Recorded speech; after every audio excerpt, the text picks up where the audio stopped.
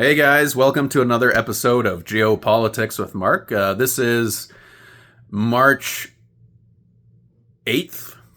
It's a Sunday, and I wanted to talk about the current war, the current situation in the Middle East, the war on Iran, and sort of what it is in the context of the greater Middle East project that started around 9/11.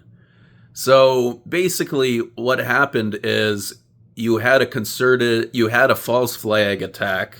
9/11 was orchestrated by the CIA, the Saudis, who was Dick Cheney, Rumsfeld. They all cooked up this 9/11 attack to make it look like a real terrorist attack. Then they staged Osama on TV in a cave, wagging his finger, saying, death to America and the infidel and all this.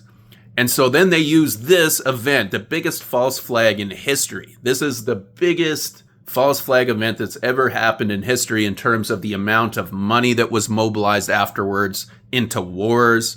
You had 7 wars in the Middle East. So the Pentagon comes up with this list of Middle Eastern countries it wants to knock over following 9/11. They actually probably had the list before 9/11.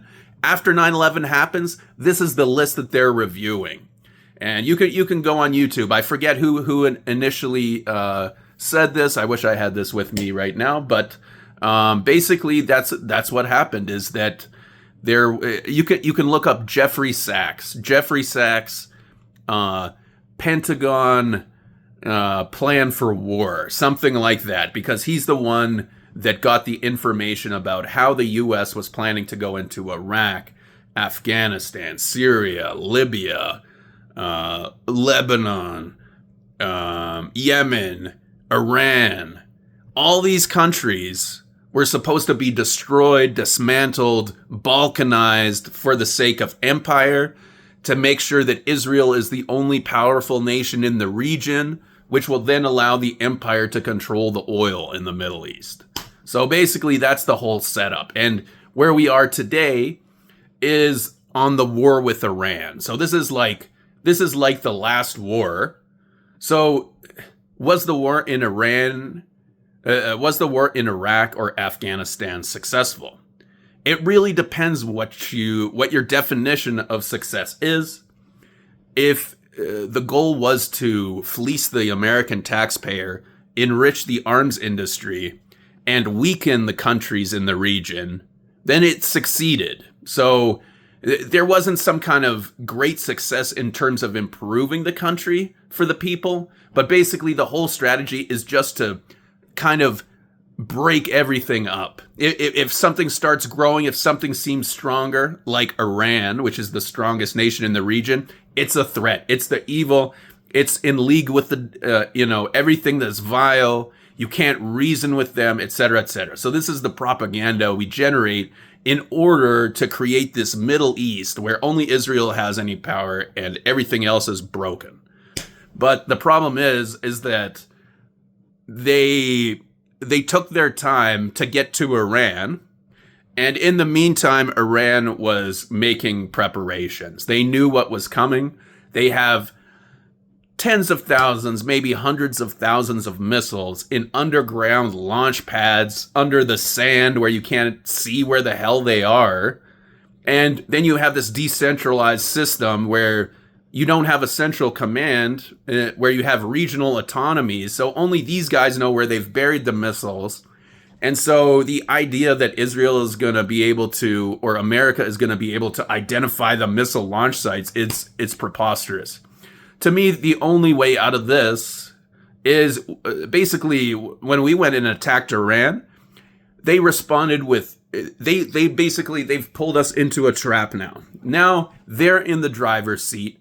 They're pummeling Israel, and they can keep pummeling Israel, and we can't do anything about it. We could use nuclear weapons, but then China and Russia would begin their escalation. So that's not something that the West wants to get into. That's not seeing it as the worst case, that's not going to move things forward. Things are stalled. Adding nuclear weapons to this stalled situation is not going to break through. The Iranians are tough. They're going to live underground. They'll have the means to outlast Israel. What was I going to mention? That basically, okay, so now you have Trump. He's kind of like, he's in a position where he started the war, and now people are asking him as commander-in-chief to give updates. The problem is that it was Miriam Adelson and the Israelis that really pushed for this war. They're the money behind the operation. They're the ones that paid off the Congress. And Trump is just kind of, he's an accessory. He enables it when he can, because he's being bought off. But even he got shot at. He got shot at at one of his rallies. And in my intuition is this was Adelson setting up Trump for an assassination, because she was worried he was talking about ending all the wars. She was thinking, oh, she's gotten everything out of him that she wanted to get. And now, because he was kind of disrespectful to her late husband, she was like, you know what? If we assassinate the president here, we can really get our way. Let the government know who's really in power. And basically, we can set up the CIA to shoot at the president, and who's that? Who's the person that can push the button on the president? Well, in this case, it's big donors who are in cahoots with the CIA, and that would be Miriam Adelson. The problem is that assassination attempt messed up, and now Adelson, trying to play it off, started the war with Iran. So she's like pushing hard for this war with Iran to sort of, I may be reading too much into this, but this is my sense, is that she was trying to play off the fact, okay, let's have another war. Forget about the fact that we tried to assassinate the president. Okay, now here's a new page. Okay, war on Iran, America, Israel. Okay, great. We understand how to act. But the thing is she stepped into it. So Iran was waiting for them for 20 years to begin some kind of engagement like this.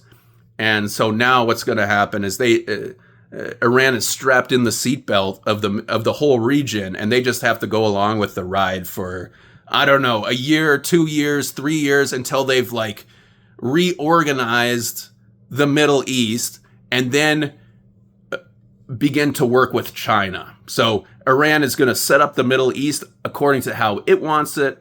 Then it's going to go link up and work with China and Russia and continue to rise.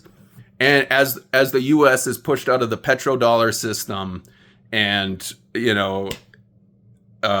have to turn a new page. Basically, America, following the death of the petrodollar, has to now double down on diplomacy with the Chinese, the other superpower, which is on its way up, where we're on our way down. And what we want to do is catch the updraft of the rising China, because they're going to be sending their money into real estate. They're going to be sending their money into natural resources.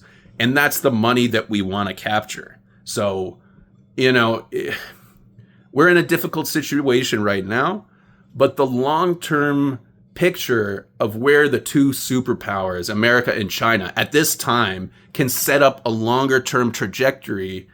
And then India is going to be included, and they're going to start rising. And then, you're going to have a unified world, basically. I think the Iranian war is going to end wars in the world, basically, because now the last area of war, if you think about it, was the Middle East, except for Eastern Europe, which had to do with nuclear weapons and trying to break up Russia. So the war in Ukraine was was like one of the last colonial projects of the empire to try to break up Russia and snatch its resources.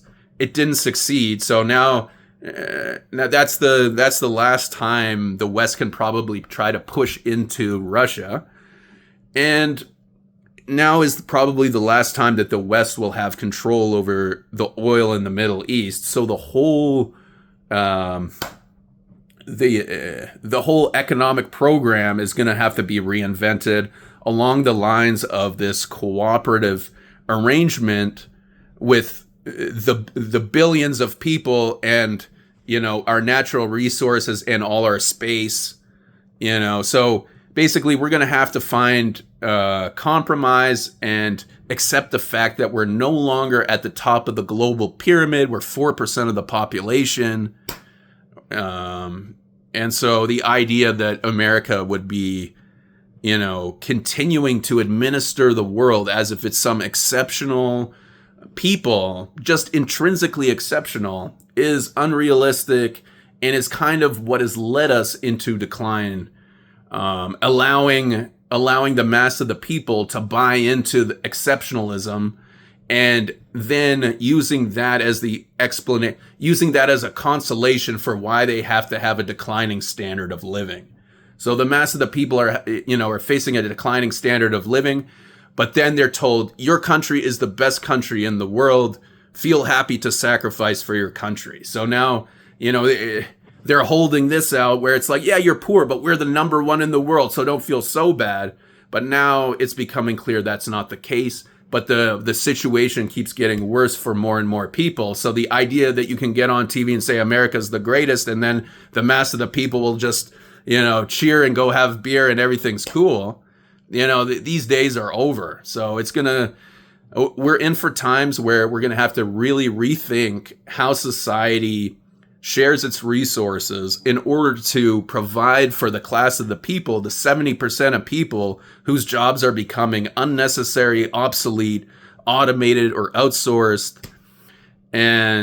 But you still want to have a country that takes care of its people, that you literally have a country, that's the goal, is like for the people of that country, not for a business class that can operate in the country, in this country, in this country, in this country.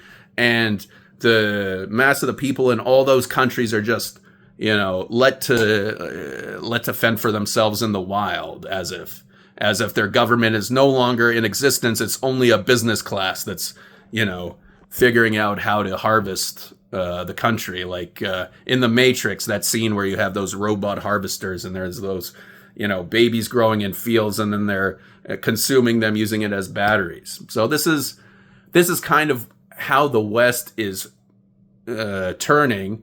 It basically, it has this mass of people who were useful in labor for 40 years, assembly, manufacturing, who through automation and outsourcing are no longer needed. So how are you going to have a country where you don't need the majority of your population for labor, but you still have to provide them with the basics of life?